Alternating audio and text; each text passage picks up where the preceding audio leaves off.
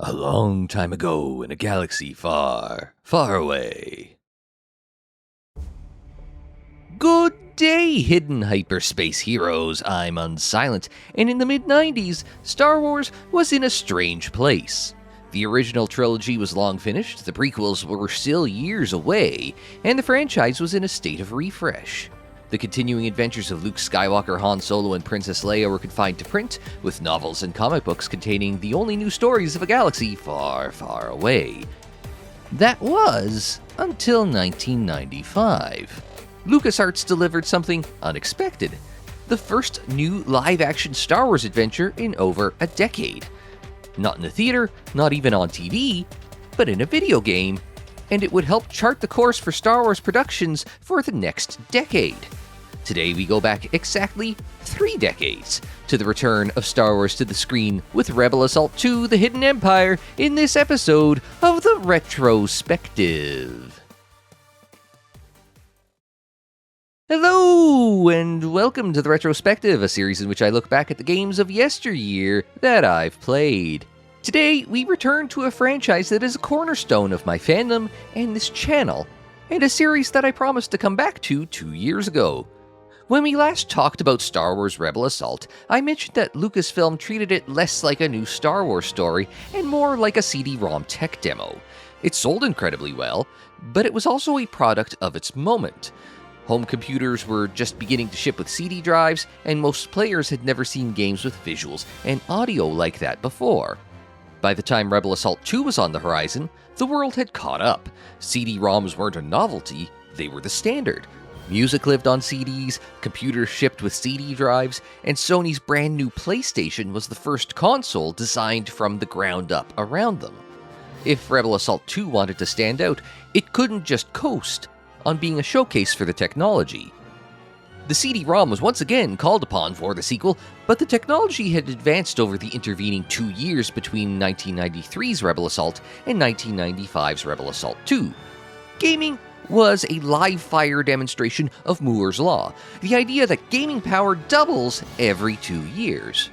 We saw it in LucasArts' other Star Wars offerings of X-Wing, TIE Fighter, and Dark Forces, but nothing showed it more clearly than comparing Rebel Assault 1 and 2.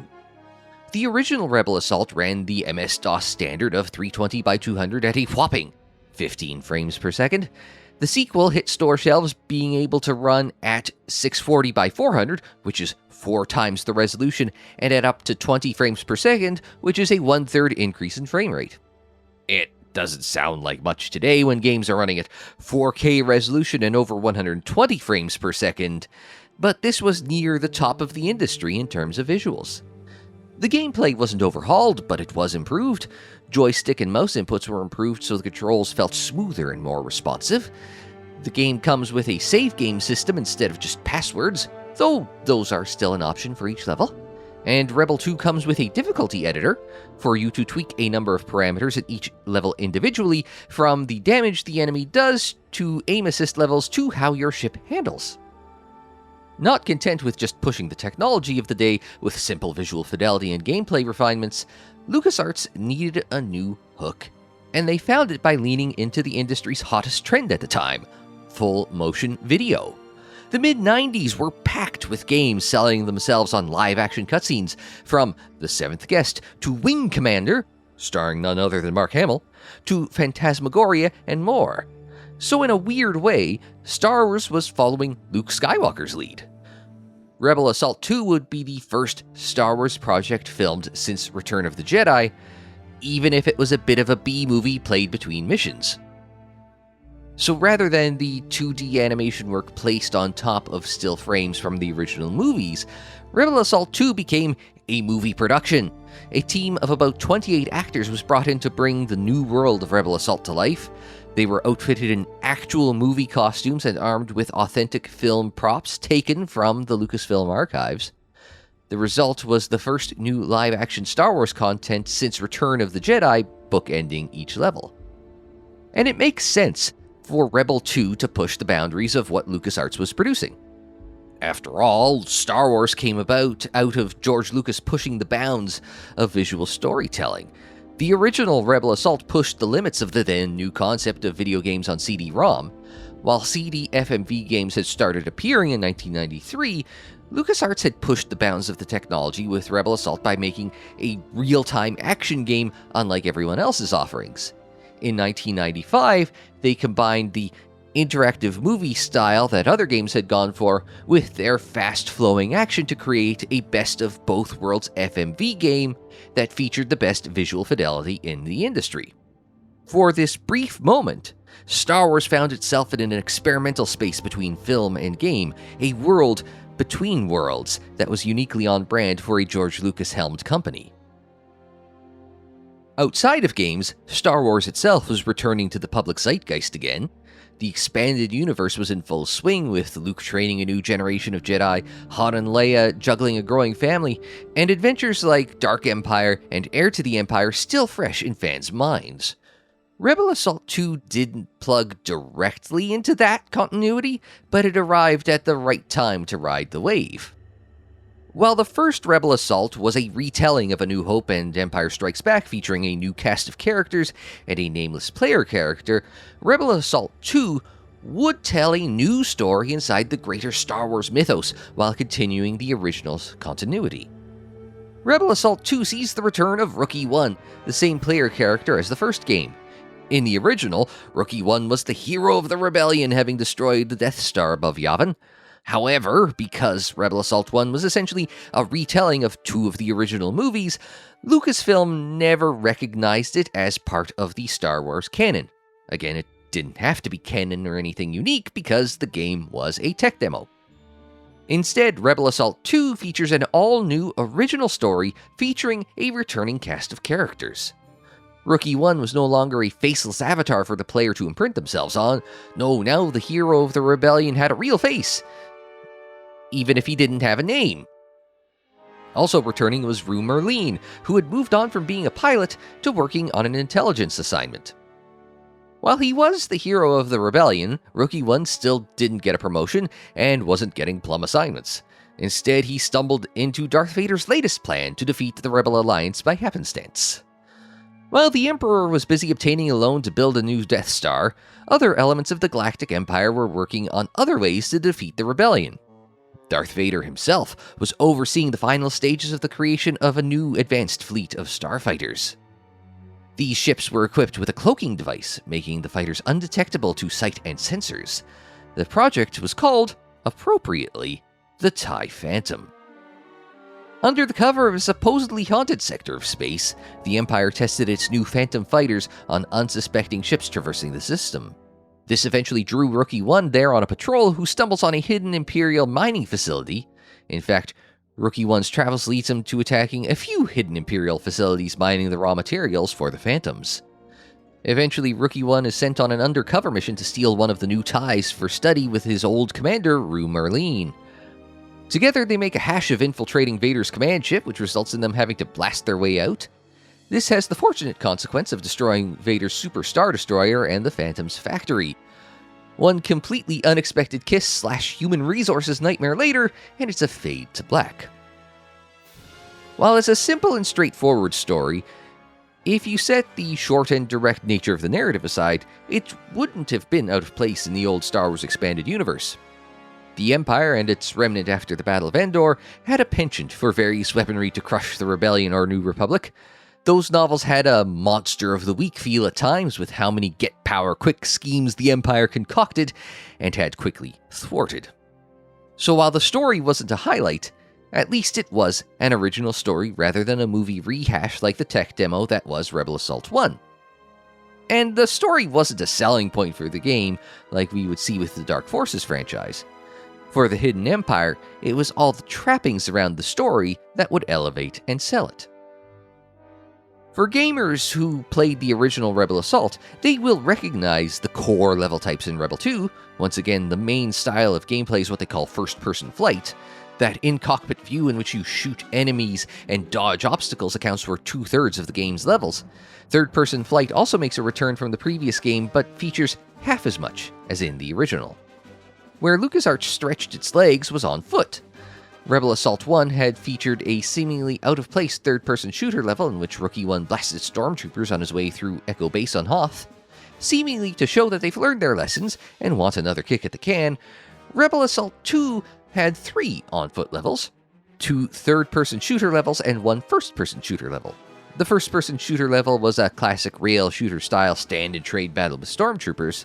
The third-person shooter levels now featured a cover mechanic, in which you and stormtroopers could hide in cover between bouts of blasting everyone.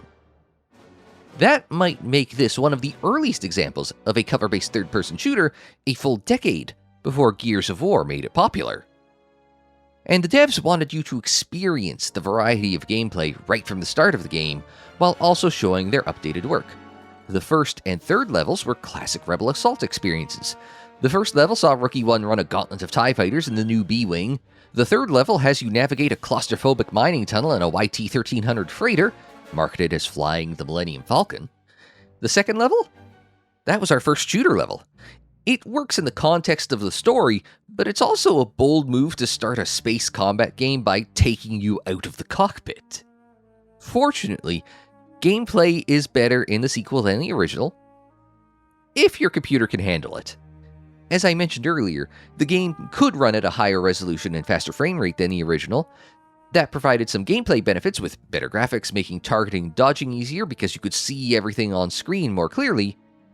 While it's easy to have a powerful enough computer now with DOSBox emulation, back in the day, my family's old tax machine couldn't handle Rebel 2, to the point where the last 3 levels were slideshows. Given how common these stories are for the Hidden Empire, it's more an optimization issue than a case of LucasArts being optimistic about the minimum specs.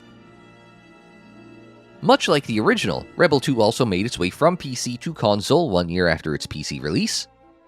While Rebel Assault's console efforts were hit in the form of the 3DO port and massive miss on the Sega CD, neither platform would see the sequel.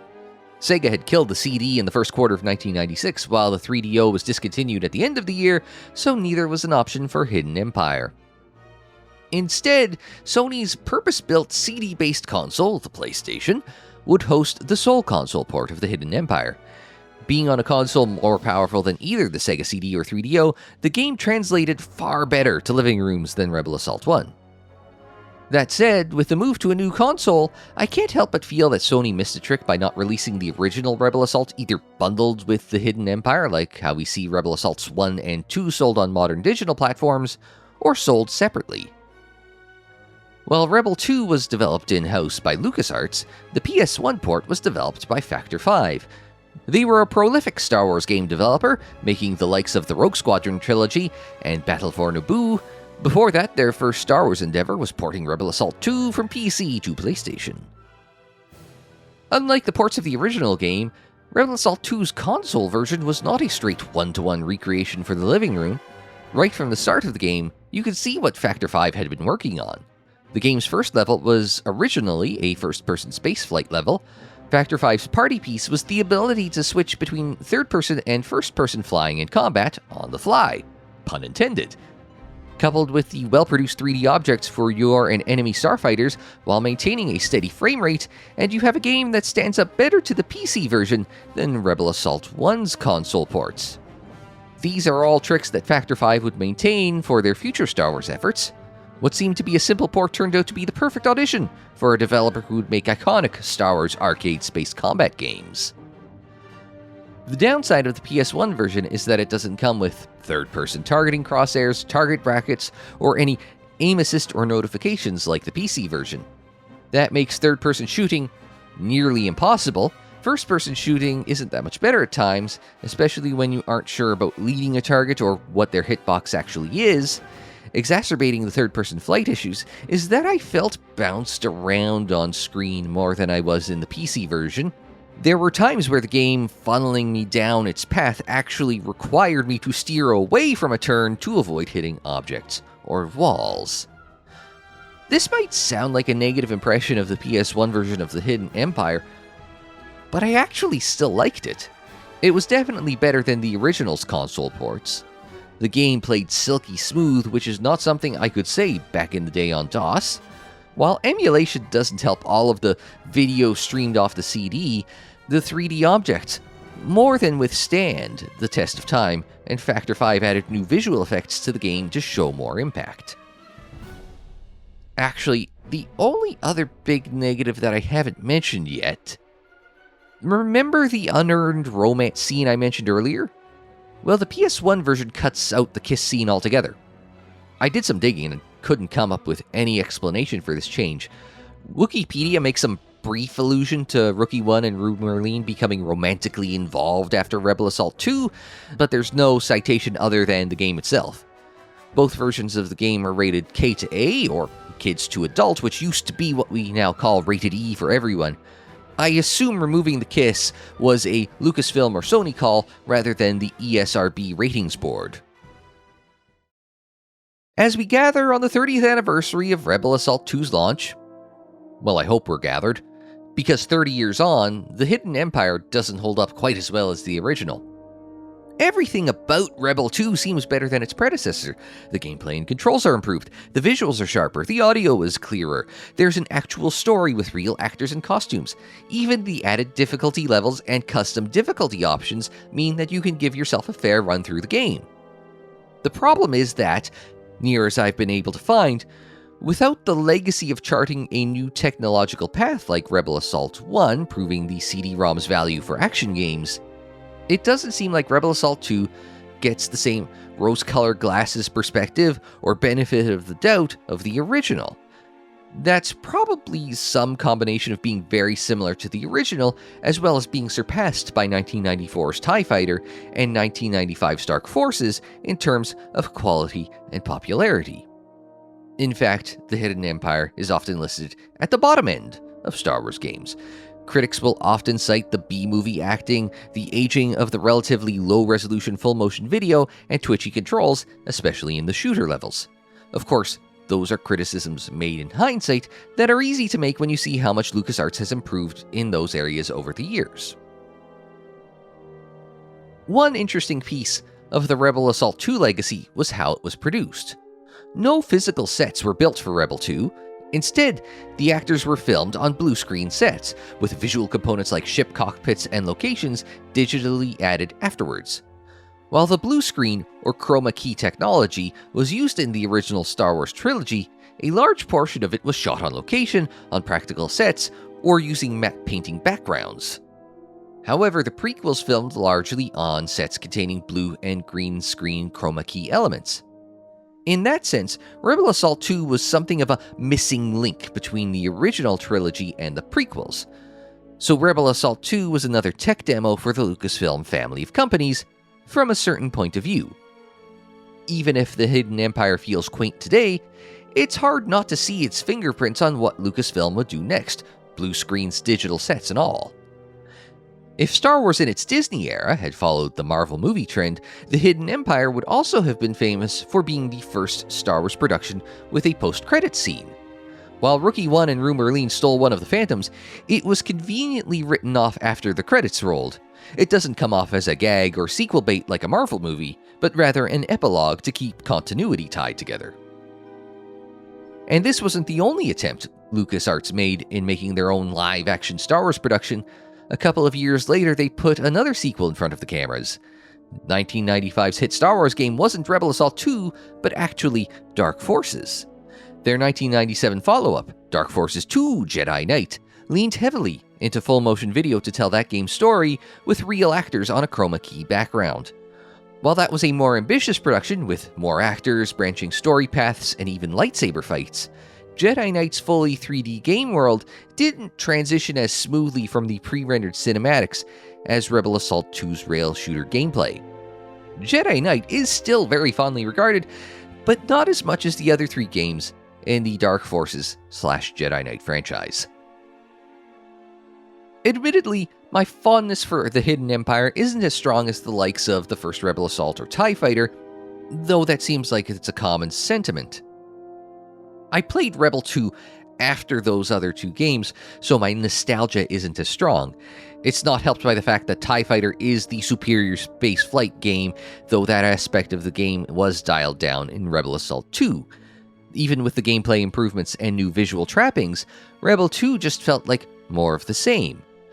I understand following the Rebel Assault 1 story and bringing back some of the first game's characters, but I wasn't interested in them the first time, so why would I be interested the second time? How do I feel about Rebel Assault 2 today? Honestly, about the same.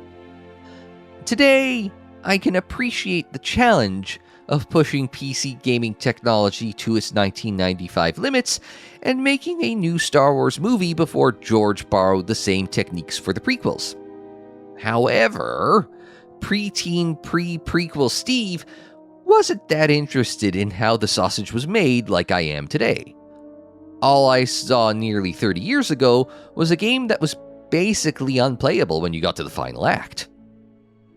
So maybe Rebel Assault 2 wasn't a great game, but it was a fascinating rehearsal for the return of Star Wars to the screen and for the digital filmmaking revolution that followed. And that will do it for this look at Rebel Assault 2 and indeed the Rebel Assault franchise. Do you have any memories of these classic Star Wars rail shooters? Leave them in the comments below. And while you're on your way to the comments, hit the like button, subscribe if you're new, share on social media, follow on social media. The social media handle is Unsilent on Air for Twitter, Facebook, Instagram, TikTok, and more. And don't forget, there's plenty more deep dives into the classic and not-so-classic games in the playlists. They're on the screen, in the description down below, and more videos anytime on the channel page. And until the next time, I'm Unsilent. Thanks very much for joining me. Like, share, subscribe, and we will see you next time.